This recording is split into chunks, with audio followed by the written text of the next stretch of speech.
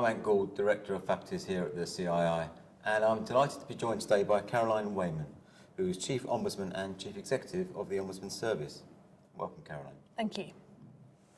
So let's get straight on. We're going to talk about fair and reasonable to start with. So one of the questions we've had put to us is that the Ombudsman makes its decisions based on what is fair and reasonable. Why aren't they based on a strict legal approach?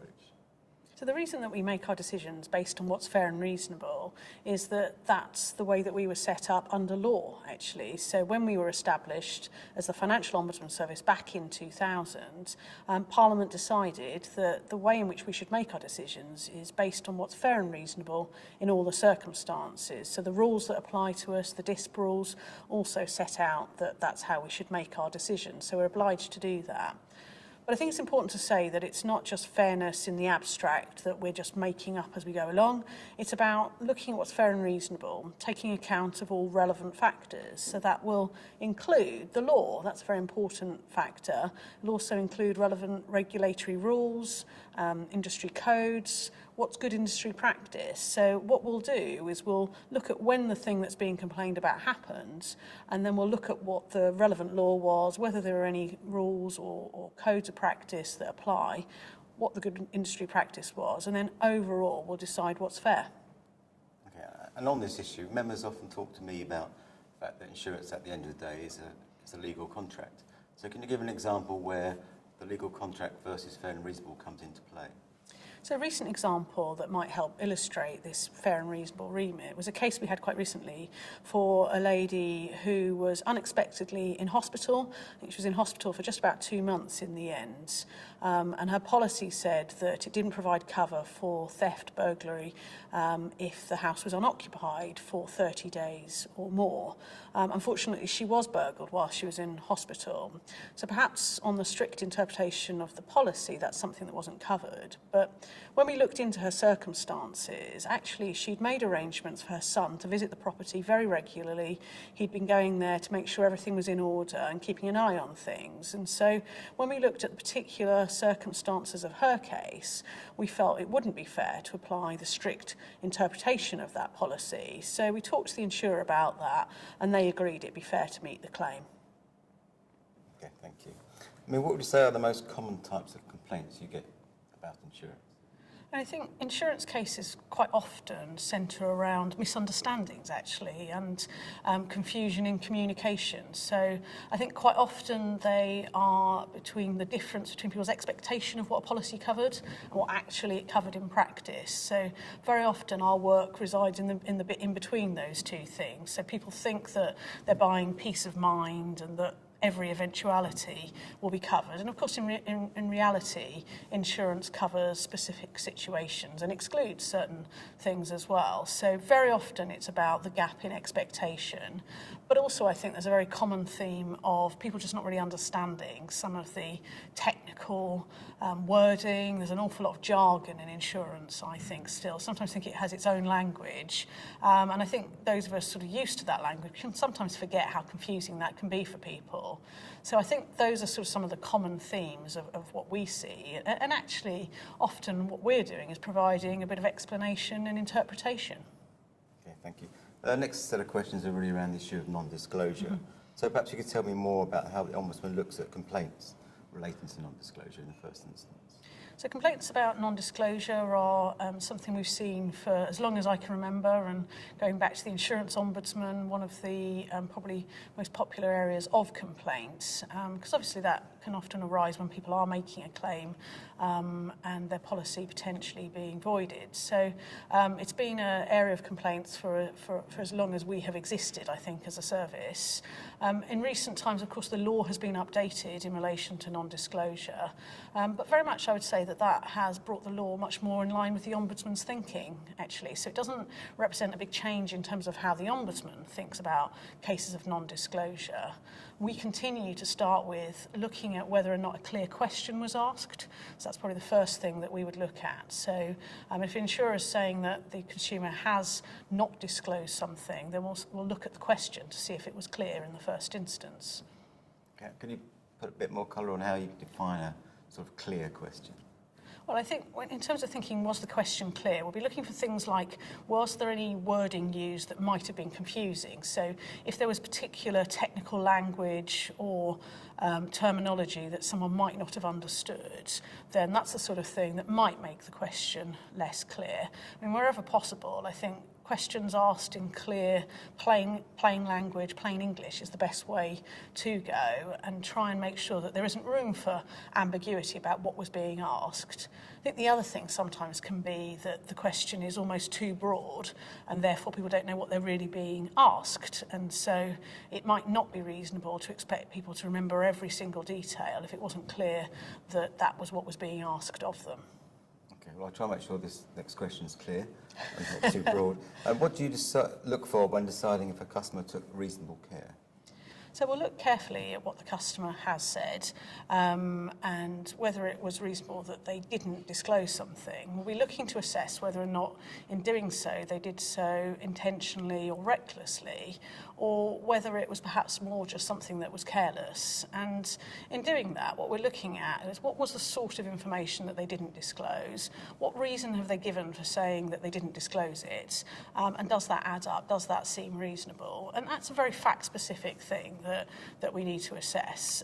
But we provide some examples on our website about the different sorts of scenarios that we see. Okay, and looking at that question sort of the other way round, it's been raised by a couple of members actually that most customers, especially on personal lines for property, give in their postcode.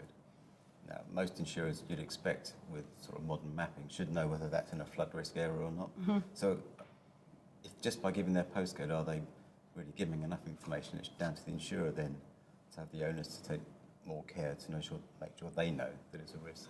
I mean, I think that there's going to increasingly be some interesting questions about the things that I know as the consumer that I need to tell you about, the insurer, and increasingly the things that the insurer actually knows itself and may be better placed to be able to make a judgment about. So one of the other things we do look at is the extent to which actually this was information that the insurer already had. So, previous claims, for example, with that insurer, then obviously the insurer has knowledge of those things. So that's always going to be relevant as well. And I think with increasing reliance on databases and more data available, I think that we can expect to see more of a shift in terms of insurers having that information themselves, as opposed to relying upon consumers needing to tell them about it.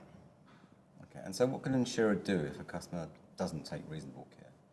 So I think the first thing for the insurer to do is to look at the reasons why the consumer has not disclosed. But if they do conclude that that was reckless or intentional, then they are entitled to void the policy and not to cover the claim that's been made. But it's really important to look at the individual circumstances and think about whether that is what happened. In other situations, they might think that proportionate response is more appropriate. So if actually they would have provided cover anyway, and they think that the non-disclosure was probably more careless, then they might in those instances want to think about perhaps meeting the claim in accordance with the premium that was paid and looking for a fair solution in the situation. Okay, now how does the Ombudsman look at complaints involving fraud? And we actually get relatively few complaints involving fraud, and obviously it's a very important issue for the insurance industry. In terms of our caseload, it's not something we see a lot of, but where we do, again, we'll be looking to see what evidence there is that it was fraud, encouraging insurers to make sure that they have got good evidence, so more than just a bit of a suspicion and a bit of a sense that it doesn't feel quite right, and actually be able to demonstrate that it was fraud. But actually, if insurers think they've got that evidence, then important to stand by that and deal with it in the right way. Okay, and on the same area, we had one specific question from a member who asked, is the giving of evidence subject to the same laws of perjury when you're investigating a claim? The laws of evidence. So, I mean, I think, so we're not a court, so we don't have the same procedural rules in relation to information that we're given. But obviously we expect both insurers and consumers to provide us with accurate information. We have powers to require people to provide information. But what we don't have is court procedures to then test those under oath. So it's not ordinarily, we're not asking people to provide sort of sworn statements. But we do tend towards the view people should, like at law, try and come with clean hands and expect people to be honest in their dealings with us. And we do test the plausibility of the evidence that people bring to us. So if people tell us that something is as they see it, then we will test that. We won't just accept it at face value, and that's on both sides. So sometimes that's about insurers saying to us, you know, we would have always sold it this way. Well, let's see your evidence of that. And similarly, consumers who say, I would have acted in a particular way, or this is how I think it happened, will want to test that. And sometimes that's as straightforward, actually, as just having a conversation with people. That's a really important part of understanding the evidence, is having a conversation and hearing it firsthand sometimes. The final batch of questions are sort of a miscellaneous bunch from members. So we'll start with this one. Can the Ombudsman look at complaints about an increase in insurance premiums? So something we get asked about more and more, actually, is whether or not insurance pricing or complaints about premiums going up is something we can look at. We can look at those. In fact, we always have been able to.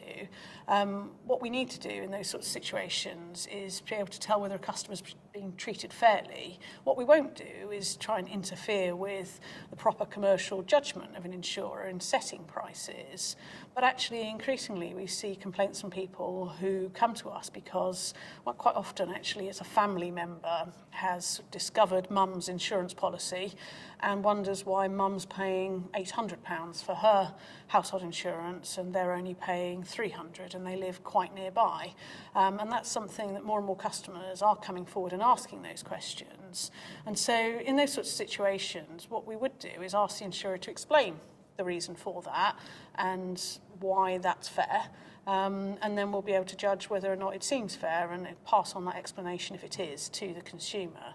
So it isn't about us deciding what a fair price is, but it is about us making sure that people have been treated fairly, and in particular, that vulnerable customers are being treated in the right way. Now, insurers are often castigated for the time it takes for them to deal with complaints. So what is the Ombudsman doing to make sure complaints are investigated and resolved quickly itself? So I think making really good progress in terms of how quickly we turn around cases. And obviously, at the heart of what we do, they have to be fair answers to the cases. That's what we're there to do. But I think we've made really strong strides in improving the timescales in which we handle things. So increasingly, we have cases that we can get sorted out in a few phone calls, which means it's hours rather than weeks, months to get these things sorted. And I think a big part of that has been working with insurers to work things better rather than always having to have a big, long, paper-based discussion about everything. We try wherever possible now to just pick up the phone, have the conversation and try and get things sorted as quickly as possible. Looking forwards, are there any plans to change the way cases are charged for? So in our consultation this year, for our budget consultation, we gave everybody the opportunity actually to let us know if they had any thoughts about our fees. And one of the things I'm keen that we do explore is whether we should look at any sort of differentiated or discounted case fees for cases where we're able to solve them really early on. And, you know, with hopefully just a couple of phone calls. And so what we're keen to explore is whether there is a way of reflecting that in our charging structure, but also keen to make sure that it's easy to operate and doesn't add any additional bureaucracy into the system, because obviously that would interfere with us being more efficient, which is something we're really keen to do and to be. So we're going to actively look at that during the course of this year. There's also, of course, some FCA rule changes that come into force this year, so we'll be wanting to monitor the effects of those and then think about whether in future years we might want to move to any sort of different charging structure. And we've already asked stakeholders for their views and received a range of responses, which we'll be working our way through and talking to people more as we progress our thinking. Thinking about fees that more reflect that you charge a bit less if it's sorted very quickly, I think are definitely things we want to explore. I think one has to be very cautious about anything that's tied to the outcome. So I'm very keen that I'm very clear that actually I don't want my ombudsman or anyone who works at the service to have anything in our charging structure that leaves us with any incentive to decide cases in a particular way. So, so actually fees tied to outcome is not something that I think we'll be actively wanting to pursue, although, you know, we'll listen to people's views if they feel strongly about that. I think we have to be really careful, though, to make sure that our funding structure is one that preserves, if you like, the purity of making sure that actually the main thing we focus on is the fair answers, and you don't want anything in the system that, even if it's just perceived, could suggest that we have any incentive to reach an outcome in either direction. Thank you, Caroline. And the final question is about skills, an area very close to CII's heart. What skill sets does the Ombudsman look for in your adjudicators and ombudsmen? So adjudicators and ombudsmen come from a range of different backgrounds before they come to the Ombudsman Service. So we have quite a few people who have a legal background, quite a few people who come from the industry, either insurers, banks and other parts of the financial services industry. And we also have people with regulatory or government backgrounds as well. But whilst they're at the Ombudsman, as well as the qualifications that they already have, we also work closely with the CII and other professional bodies to help our adjudicators and ombudsmen to carry on their professional development. So quite a lot of our staff do professional qualifications in insurance and other professional qualifications in financial services. Okay, and are you looking for a balance of soft skills and technical skills, or just a bit more leaning towards the technical side? I think it's really important that, as well as being able to understand sometimes complex financial products, that as well as that, our adjudicators and ombudsmen really need to be able to communicate clearly and to do so as humans. And I think that's one of the most important skills, actually, that our adjudicators and ombudsmen need to bring to their role. So they do need to be able to grasp and understand sometimes quite technical details in some of our casework. But very often, actually, it's about being talented problem solvers. It's about working out what went wrong and what needs to happen to put things right, and being able to talk to both parties, so the insurer and the consumer, in a language that people understand and they know why we think something's fair. So we put a lot of emphasis not just on fair answers, but them also feeling fair. Okay, thank you very much, Caroline, and thank you all for watching.